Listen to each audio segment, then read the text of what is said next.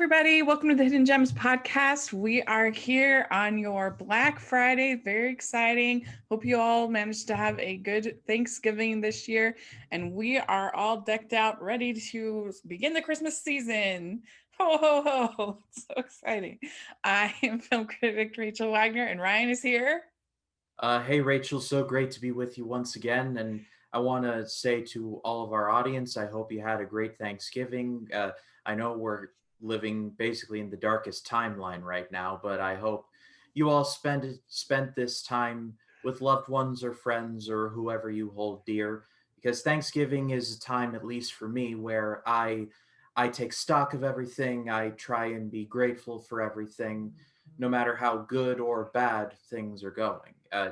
It's not just about the food and the football for me. It's about the stuff that I'm, well, for lack of a better term, thankful for. And so I hope you all had a great day with you and yours. And For those of you going out on Black Friday, please don't. It's not worth it. Like, they invented Amazon for a reason, to stop to take the pressure off of retail stores on Black Friday. As someone who has worked in retail, like, it's not a fun day. Like, so, but if you do go out, please treat the people with respect. It's not their fault that the PS5 is sold out. It's the last person to buy it. That's probably their fault. But again, Well, neither here and nor there. and keep your space and follow all the rules, and we can all have a great time and be well and healthy. And so yeah, it's kind of a crazy day, crazy year, and I'm certainly have much to be grateful for Hidden Gems podcast, and grateful to be working with you, Ryan, and grateful for a whole bunch of Hallmark movies. and and we've been deep in Hallmark season over at Hallmarkies podcast, and we're actually this week is our most intense week for Hallmarkies podcast, where they have a movie every single day on Hallmark, and between all the different channels and Netflix and everything, between the Friday before the Thanksgiving week to the Sunday of after, that during that time period, 22 new movies that I have to cover. I feel So like I feel like the boss of Hallmark is like, Johnson, how's Rachel doing with the films that we have sent her? She's almost caught up. What? She's almost caught up, sir. All right, yeah, just oh, send that's her true. 30 more. I'm like, That's right. sir, you're going to kill her. I'm like, just do it, man. Yeah, just barely last week they announced new movies coming from own network, and then they were going to have 4 additional films on Lifetime channel, and I was like, oh gosh, die. If there was ever a better time to invent human cloning, it's Yeah. So this week for the podcast, Ryan was kind enough to do the movie watching for the for the both week. of us. Yeah, for the both of us. And so he watched 5 movies on Hallmark Movies Now, which is a streaming service that Hallmark offers, and it's $4.99 a month. And this is a service for curated content, not really for original content. They have one show called When Calls the. When They had calls one come show first. called When Hope Calls Oh, that they offered, but they've only one season of it, and all the rest of the content is all curated content. But if you like this kind of content, then you'll enjoy it. And yeah, so what was your overall experience watching these 5 films? Was it Christmas overload for you? And you won't hurt my feelings if it is. It's okay. actually, I had a really good time watching all of these Yes. movies. I can safely say that I thought at least all of them were at least watchable. Like, there are some that were above average, and I'll talk about those when I get there. But on the whole, I walked out of there like, wow, I can see why Rachel considers these her favorites. All right. That's what I like to hear. I mean, I'm fine either way, but hey, is I'm glad that you had a good experience. I want you to have a good experience, these films are just so positive and cheerful. I think they're just really relaxing and fun to watch. Yeah, I think the theme that I picked up on, a theme of mine at least, was that these are stories that I have seen done before, but Hmm. done a lot worse. And so when I was like, all right, I think I know where this is going to go, and I was right. But everything was done so well that I really didn't mind. Everything Yeah. just, the story just kind of fell into its right place, and all I had to do was just sit back and enjoy myself. And I liked that. I liked the spirit of Hmm. that.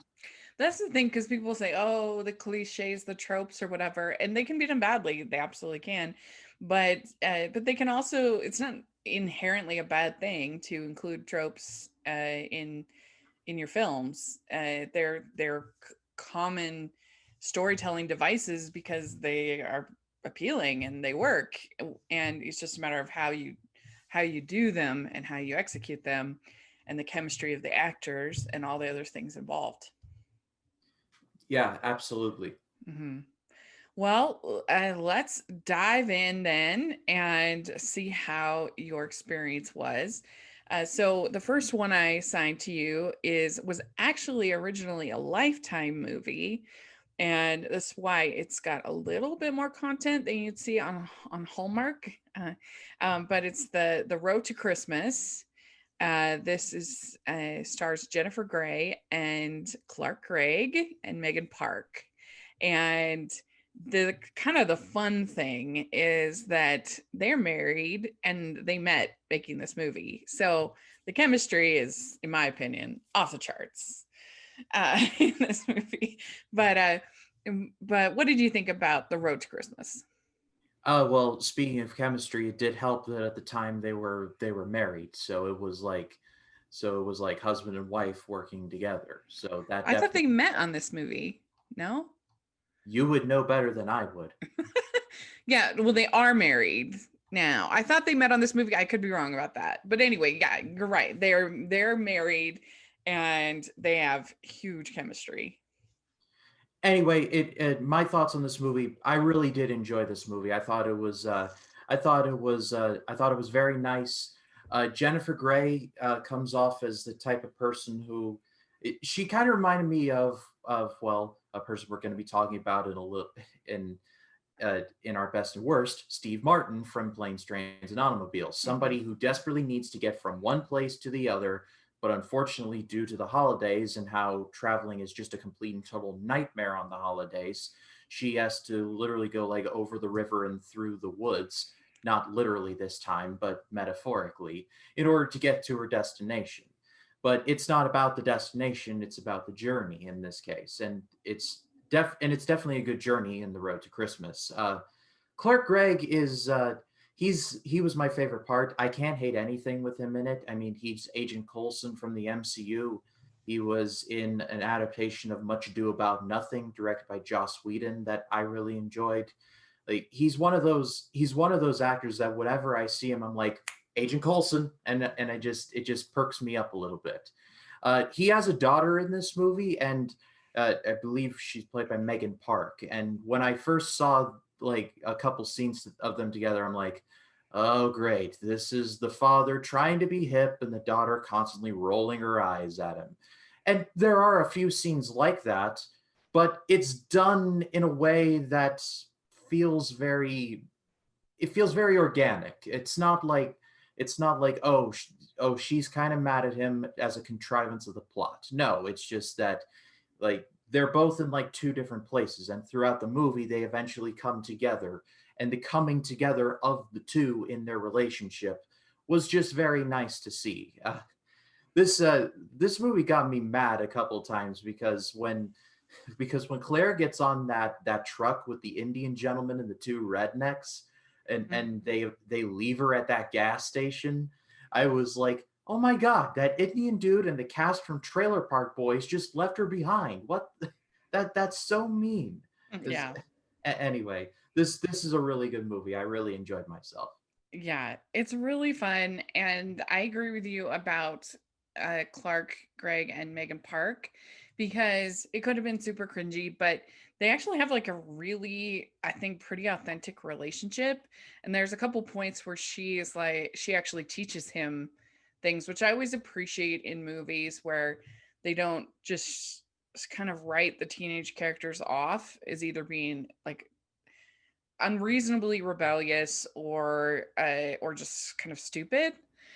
She a couple times she's like, that doesn't matter, and she talks to him, shares her, and he's like, oh, okay, yeah, you're right, you're absolutely right. And I appreciate that. To me, that's actually like how real relationships are. I don't know anybody that is just like, I don't know, closed off to having a conversation with their teenager.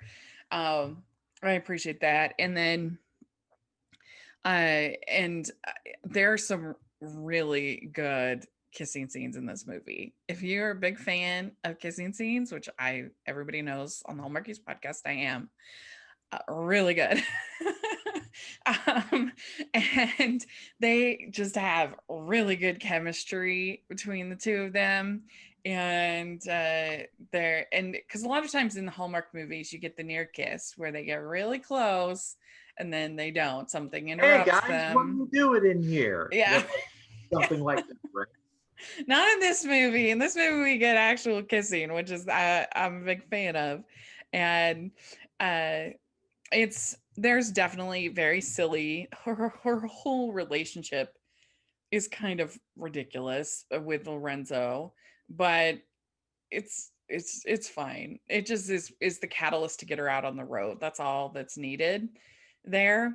And you have to make it kind of disposable so that she can then go and be with, with Clark's character without any, real problems. So if you had her in some like really sweet, wonderful relationship, then you're going to feel bad. But that's so I think it works. I mean, I think this has sort of a feel of It Happened One Night. I don't know if you've ever seen that with Clark Gable and um That's actually an upcoming review on the AFI project. ah Just watched it recently. I never made that connection, and then when you said it, it was like, oh my god, that it does kind of feel like It Happened One Night. And Jennifer Grey's in the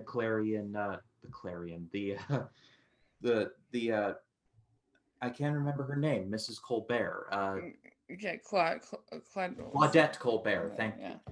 yeah, In the yeah, is that Claudette right? Yeah. Colbert role, and Clark Gregg is in the Clark Gable role. Wow, that's a nice little symmetry right there. Mm-hmm. Yeah, because she's kind of privileged and and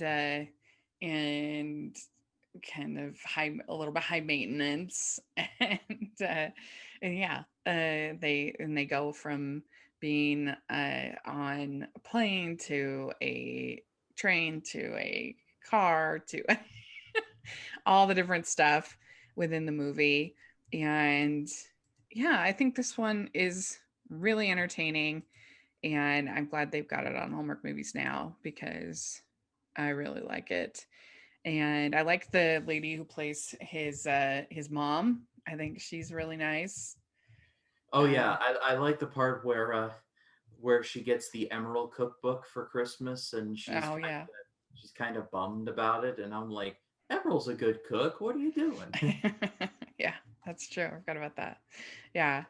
And so, yeah, I think that was a pretty good one to start on. This was 2006. So this is right kind of one of the first of the sort of modern wave of Christmas movie making.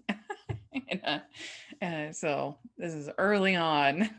It's a classic. Uh, and all right. So if you in Hallmark on Hallmarkies podcast, we go 1 to 5 crowns. What would you give this movie, The Road to Christmas, compared to the maybe the other 5, the other Hallmark movies you've seen? Mm, I think And I'm you can gonna do have parts. You can do like 3.5 if you want. I'll be a little generous. I'll say 4 crowns. I really did enjoy this, and out of all of them, I think this was like my second favorite if I have my mental Okay. checklist right. Ooh, good. Okay, very good. All right. Yeah, I would also give it, I might even go like 4.25. It's really good. It's really good, especially those kissing scenes are so good. Okay, so Broadcasting Christmas. And this movie stars Melissa Joan Hart and Dean Cain. This is 2016. So we have a whole decade jump here in this one. And this is written by Topher Payne, who is a really fun Hallmark writer that we've had on Hallmarkies podcast a couple times. He does a really good job, and this one is two news broadcasters who previously were in love fight for a position as a morning talk show host that they both want, ultimately finding what made them like each other so much in the first place. So you've got these sort of battling, morning show hosts in this one. And what were your overall thoughts about this film? Out of all five of these that you gave me to watch, I think this one was my favorite. I really Mm-hmm. did enjoy this. Uh, I I really haven't had too much exposure with Melissa Joan Hart, and then I looked her up on IMDb. She was actually Sabrina in Sabrina and the Teenage Witch, and I never saw too many episodes of it, but I remember seeing a couple of reruns, and I really liked her in it, and so I was like, why does she look so familiar? And she's Sabrina, and then Dean Yeah. Cain, and I know he's done a lot of movies, but I've always known him for his recent stuff. He was Dr. Jeremiah Danvers in the Supergirl TV show on the CW. I know he's been in a ton of other things, but that's primarily what I know him Well, for. he also played Superman, and that's part of the reason why they had him on Supergirl.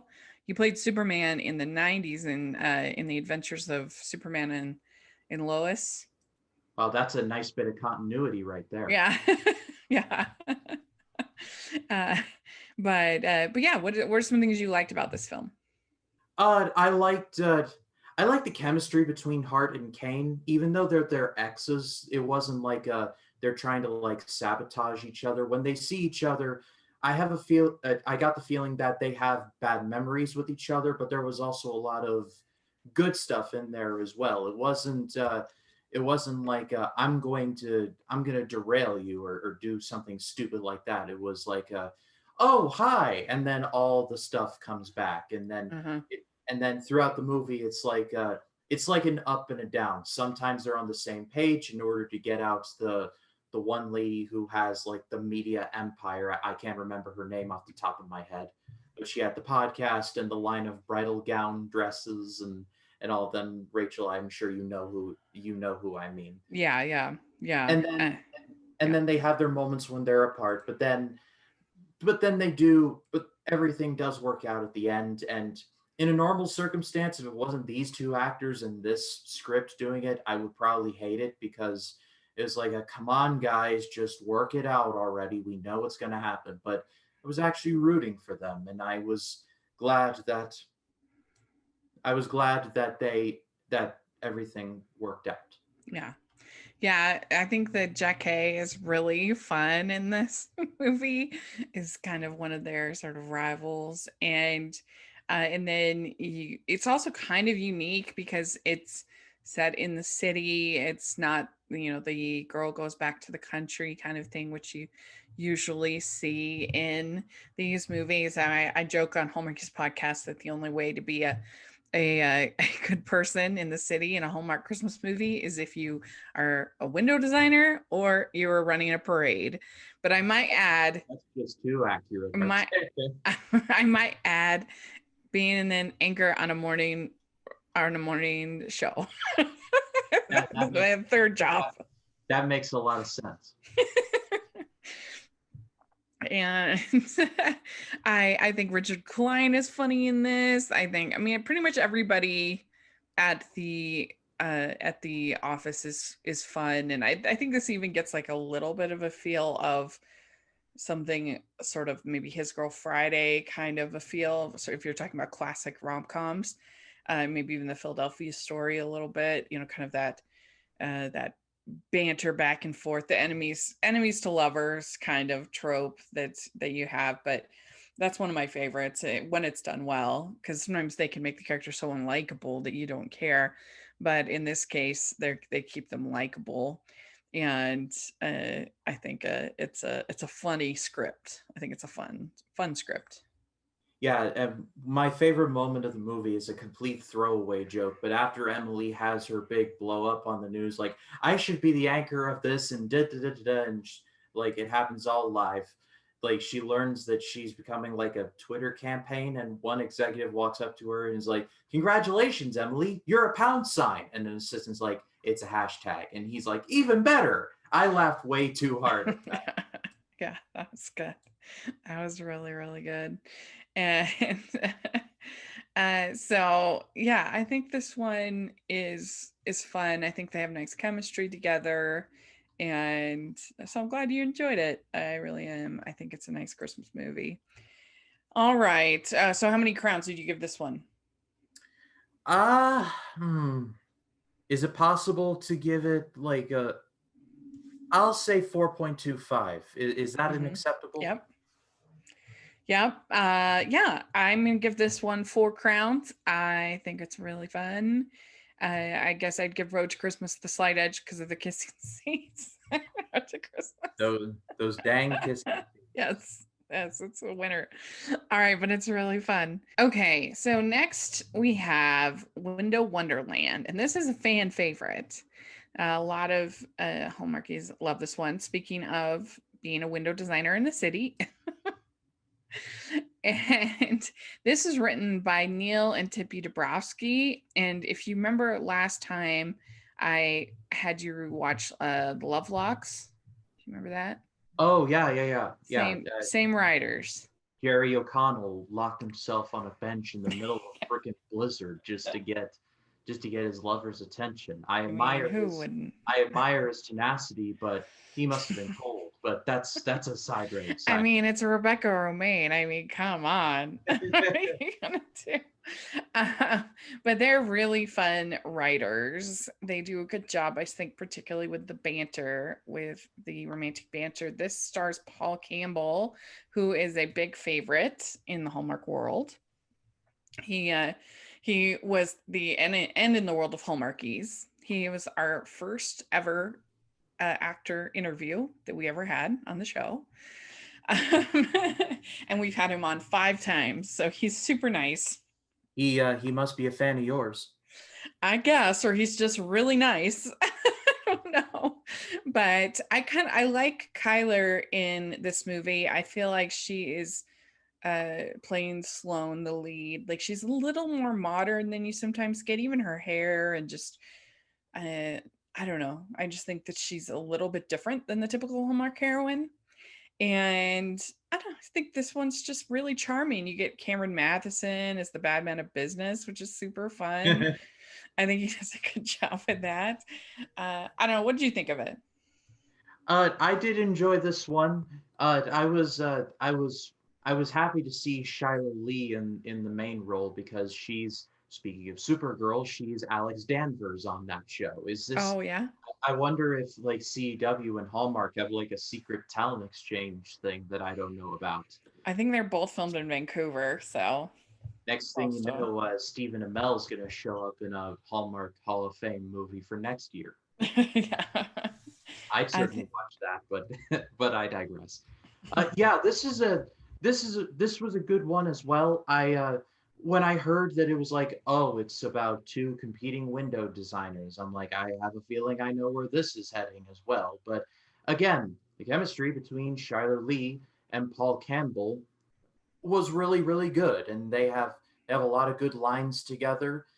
Naomi Judd, who I did not expect to see in this, I'm like, I don't really listen to too much country music, but I know who the Judd family is, and I was like, Yeah. oh hey, that's Naomi Judd, and she's good in this too. And so I think this may be my favorite acting one of the bunch, if that makes any sense. Hmm. Well, I think that Paul Campbell, I think he is kind of, if you're going to say there's a Tom Hanks of Hallmark, he probably is in just sort of your everyday man, friendly, nice kind of type of hunk. He's I definitely, of course, he's attractive too, but I think like his smile, he's just so affable and nice, and I think that that really goes a long way with him. Yeah, I know that Campbell was in this smaller movie with Al Pacino called 88 Minutes, and I remember watching that and Oh really yeah. enjoying him in that. So when I saw Campbell, I'm like, wow, I really want to watch 88 Minutes after this. But then I was like, oh yeah, I still got two more of these to watch, which ain't a bad thing. Yeah. Yeah. And I don't. I think I want to watch this one this season if I can find the time in between all these new ones, because I think the whole idea of the window displays and everything is, I think, especially appealing this year when we're not going out much, and I don't know. Did you feel any of that at all?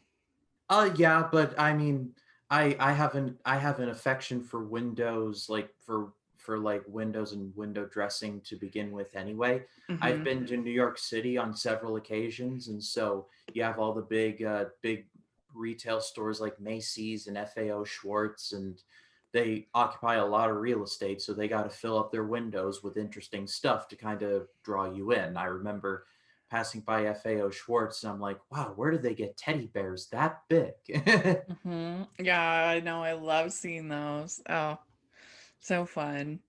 And so, yeah, well, very good. What ranking would you give this one? I would give this 3.75 if It's a good. if that's acceptable. Yeah, no, that totally is. I think I will give this one a 4. It's not too far off. We're basically the same, and so yeah, it's a fun one for sure. All right, very good. Okay, so next one, Trading Christmas. This one stars Tom Cavanagh, Faith Ford, Gil Bellows, and Gabrielle Miller. And if you want to hear more about my opinions and thoughts on Trading Christmas, we did an entire episode, me and Elisa Lucas, on our on friendship podcast that we do over at Hallmarkies. We did the whole episode on Trading Christmas. We dissected it because this is my favorite Hallmark Christmas movie. It's kind of similar to The Holiday as far as premise goes, based on the Debbie Macomber novel, and it's about these two people that switch houses. Faith Ford's character is a widow, and she goes to the city to surprise her daughter. Her daughter ends up going to Arizona with her boyfriend. And so you kind of have three couples going on because Faith Ford ends up meeting the brother of Tom Cavanagh, played by Gil Bellows, and they end up getting pretty chummy. And then Tom Cavanagh meets the friend of Faith Ford, played by Gabrielle Miller, and he's got writer's block and he's trying to write his book, and she kind of ends up helping him write his book. And I just love this movie. I think it's so good, and there is a lot more affection than in the typical Hallmark movie, so that ups it in my book. um, and I think Gil Bellows in particular is so swoon worthy in this movie. The way he listens, and he's so, I just love him in this. And of course, Tom Cavanagh is so charming, and they're back and forth over the books and the characters, and I think it's super charming. And I like her daughter, and her daughter's boyfriend is played by Andrew Francis, who I really love, and I think they're cute. I just love it. I think it's so good. But what did you think of it? Yeah, the Tom Cavanaugh love is definitely with me. Like speaking of shows on the CW, he's Eobard Thawne from The Flash and Legends of Tomorrow. He's all over that. He's all over the CW Arrowverse, if that's what we're still calling it. Mm-hmm. Yeah. And he was unfortunately Ranger Smith in that awful Yogi Bear movie, and I said it in the Hallmark in our first Hallmark episode, and I'll say it here as well. If I ever meet Tom Cavanaugh on the street, I want to give him a hug and apologize to him uh, and tell him I'm sorry for him being in that awful Yogi movie. Bear. Yeah. But side road. Yeah, this I don't think I liked this as much as you, Rachel, but I still found it really enjoyable. I think my order is broadcasting Christmas, The Road to Christmas, and then Trading Christmas is like tied for third with Window Wonderland. Yeah. It's like interchangeable. But In this one, fairness, I don't think anybody likes those movies. I just I do. I think I love that's it so that's a that's good point. why. That's a good point. Yeah, But in terms of Gil Bellows, I when I first saw his face, I'm like, I know I've seen you before. Where have I seen you before? And it turns out he's Tommy from the Shawshank Redemption. He's a pretty big ah, he's a pretty yeah. big part in that whole movie. And so True. And he was for fans of 90s TV, he was a favorite on Ally McBeal, if people watch that show. He's a working actor. You see him in a bunch of stuff, but he's almost always really charming, and he's, I just think, so swoon worthy in this movie. I've fallen in love with him. yeah, He's Tommy's one of those I have a bunch of guys who I like to call the poor dudes of movies. You know, those dudes in movies who I really like, but they never really, in terms of characters, not actors. yeah. In terms of movie characters who I like, but never get a fair shake or treated badly. Tommy in Shawshank is one of the ultimate poor dudes in Yeah, movies. that's a good Without point. spoiling anything, it's awful what happens to him. But again, that's Yeah. neither here nor there. When I first started this movie, I was like, okay, I think it's going to be like the two brothers are going to separate, the two sisters are going to separate, and at the end, they're all going to end up in one room together, and they do, and They do. it's actually pretty gratifying because I don't pretend to know it all, but I've seen enough movies in my time to have a rough idea of where this is headed. But if it's somewhere good, then I'll go along with it. This is Yeah. somewhere good. I went along with it, and I was very satisfied. Yeah, I love how Faith Ford's character comes to kind of understand herself in a new way. That she realizes that kind of holding on to her grief, that it's stopping her from experiencing new things, and that she has this great conversation with her daughter, where she says that it's really important that we remember, but when I look at those pictures, I just feel alone and I feel sad, and for her to start up this new relationship is really, I think, sweet and well done. And I really like their sort of back and forth. Is he's just such a good listener, which is so attractive. It's such an attractive quality, uh, and he doesn't mind that she's talking about her husband, when they're at dinner. He actually thinks it's attractive, and I think that's attractive.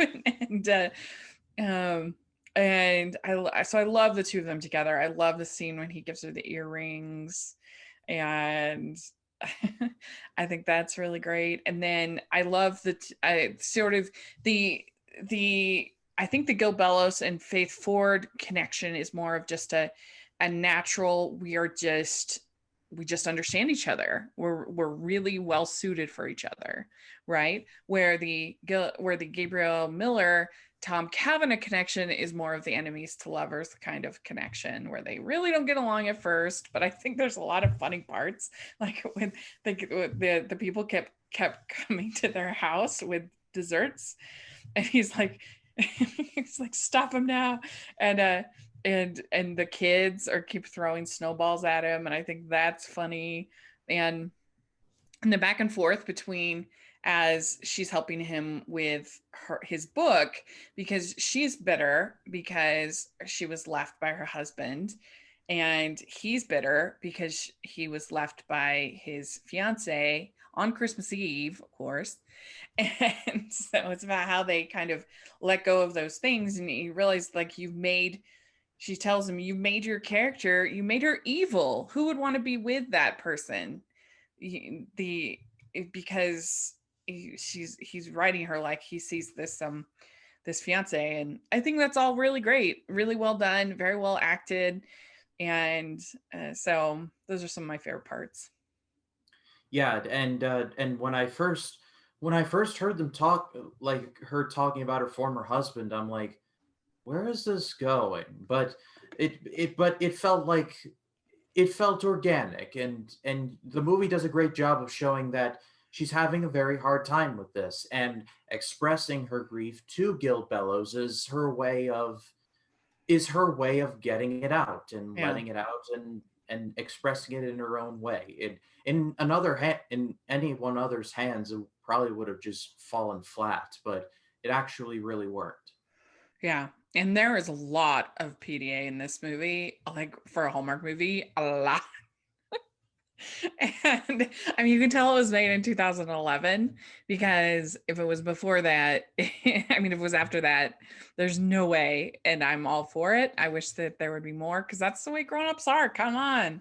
We don't have all these near kisses and stuff like that.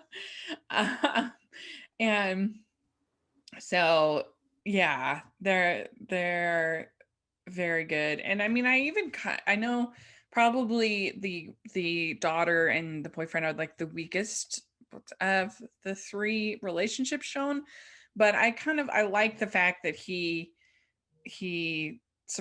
listens in the end, and because he's set up as kind of this bro, kind of a character, but he realizes that she wants to be with her mother, and so he makes it happen, which I appreciate.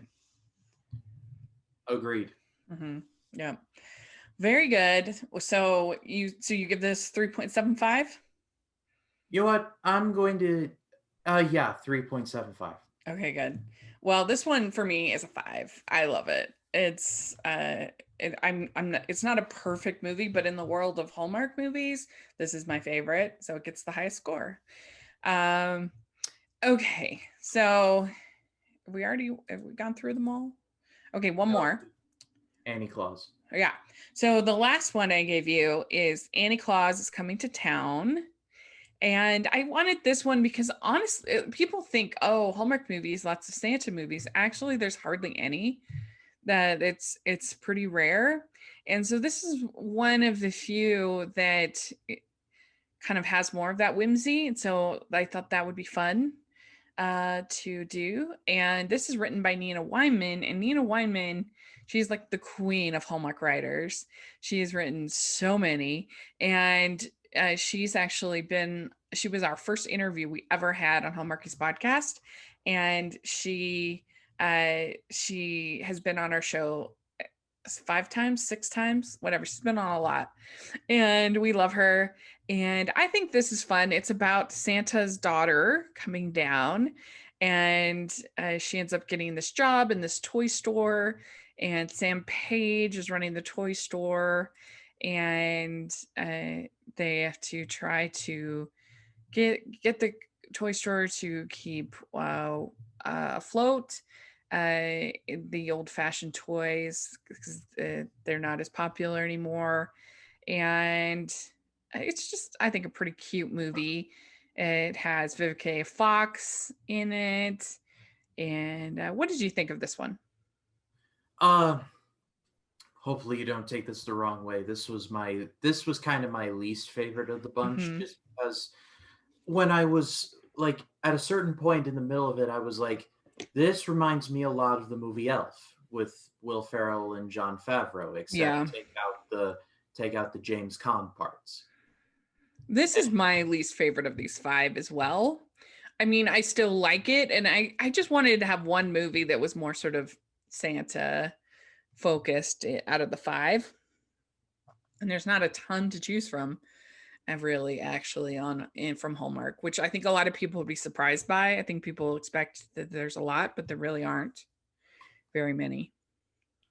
yeah, and not to say that this is a bad movie, I still Mm-hmm. enjoyed it. Yeah. Uh, I can't hate any movie with Vivica Fox in it. She was in Kill Bill Volume One. She was in Independence Day. She was Will Smith's wife, and she was really cool in there. So Mm-hmm. I'm not trying to be harsh here or anything, but just it was Mm-hmm. like you gave me a list full of quality, and so I had to make a difficult choice. And Yeah. Annie Claus just came out on the just was left out in the cold, Yeah. unfortunately. It's No, I agree. still pretty well acted. I still overall enjoyed it, but it just felt more elfy vibes to me. Yeah, no, I think that's true. I mean, I agree. I really do. I think that this Maria Thayer, I think she's really cute and bubbly, and she's never this is the only Hallmark movie she's ever done. But I like her. It's fun to have somebody with red hair. You don't you don't see that as much. I mean, Alicia Witt does, but aside from Alicia Witt, you don't see that often. And Sam Page, he's in a ton of Hallmark movies. He was in one this weekend actually, that wasn't as good as this. But he has a whole fan group called the Page Heads. Sam Page, but I struggle because he played a not nice guy on Mad Men. So I'm always kind of like, he was a rapist on Mad Men, and so that's always hard. But he can be very charming, and he's I think fun in this. He's serviceable, Uh-huh. you know, and it's I mean it's a classic kind of save the store kind of story that you've seen a lot of times, but she's so cute that she helps a lot. I mean, I think I was hoping for something more like this with the Noel last year on Disney Plus with Anna Kendrick. But I felt like that one, um, I mean, it was fine. I gave it a positive score, but I think this personally I like better than that. Personally, I don't know. There were some funny jokes in that, but I didn't really like the ending. That kind of annoyed me that they didn't give her a romance at the end of Yeah, Noel. I was gonna say that seems a little weird that they didn't do that. Yeah, that annoyed me. But anyway, all right. Well, so what would you give Annie Claus? 3.5 crowns. Yeah, I'm with you. I also agree. 3.5 is what I would give it too. So way to go. So there you go. So you have any final thoughts on your dive into Hallmark? Overall, I quite enjoyed myself, and and for next Christmas we should do this again. I especially because I think Hallmark is gonna give you about 20 million movies to review next year, so you'll need all the time that you can get. It'll probably just be like, "Hi everybody, welcome to the Hidden Gems. Rachel is too busy this week, so I'm flying solo. She gave me a list, and now I'm gonna talk about it." Well, and we'll do some other kind of holiday episodes this, as we get closer to Christmas. We'll do something there, whether it be Hallmark Movies Now or not. We'll figure something out. So it won't be the last you'll hear from us for the holidays, of course. But yeah, it's it's interesting, and I mean, I think personally, $4.99, you're only going to be renting a couple movies in order to pay. I think it's worth it for the Hallmark fan, that's for sure. And they have a pretty good selection. So yeah, I'm glad that you enjoyed it. And let us know if you're listening what you think of these Hallmark movies. Are they some of your favorite? We'd love to hear in the comment section or on Twitter. That would be really fun. And make sure that you're following the Hallmarkies podcast over there. We have so many interviews and amazing stuff coming up that you'll want to be a part of. It's really fun. And Ryan, where can people find you? They can find me on Facebook, Twitter, Instagram, and Letterboxd at RyanCam20. Then there's of course my YouTube channel, which is just Ryan Cam. This week was a pretty busy week, jumping back into the AFI project. On Sunday, I dropped my review for The Mandalorian season one, much overdue. That. On Tuesday, I dropped my review for the Philadelphia story, which Rachel you talked about in regards to broadcasting Christmas, and definitely picked up some vibes of that in that movie. So Oh, I love definitely that movie. helped my review for that. And then also on Thursday, I dropped my review for Shane, which is a part of the AFI project. And then next week is going to be even crazier because the AFI list is just it's going bananas with how much cool movies are on there. Next week, I'm going to be talking about It Happened One Night, which we talked about briefly. A Streetcar Named Desire, which starred Marlon Brando and got him his first Oscar. and Rear Window, which is an Alfred Hitchcock classic, one of the best movies he ever made. So if you all haven't subscribed to me, please do. I put a lot of time and energy into the channel, and I just hope you all give me a shout. Yeah, you should all subscribe. That's some really good stuff coming up. I'm excited for you. And make sure you're following the podcast, make sure you're following, Rachel's reviews, all of our social media, iTunes, YouTube, and on Rotten Tomatoes. Check that out. And we really appreciate it. If you leave your ratings and reviews on iTunes, we appreciate that. And if you are watching on YouTube, please give this video a thumbs up and subscribe to the channel. And we also have our Patreon group, which has monthly watch alongs with talent. And we are doing this month, we have a Heavenly Christmas, which is a really fun Hallmark Hall of Fame film. We have the writer, Greg McBride, that's going to be joining us. So that'll be really fun for the month of December. So check that out. And we also have our merch store, which has tons of festive holiday designs. So if you're looking for gifts, there's going to be a lot of sales this week over at the merch stores. Check out the link in the description, and we'll have Amazon also links to a bunch of these in the description. If you click on those links, you can help out the podcast there too. So we really appreciate that, and thanks so much. And hope you had a great Thanksgiving, happy Black Friday, Merry Christmas. Merry Christmas.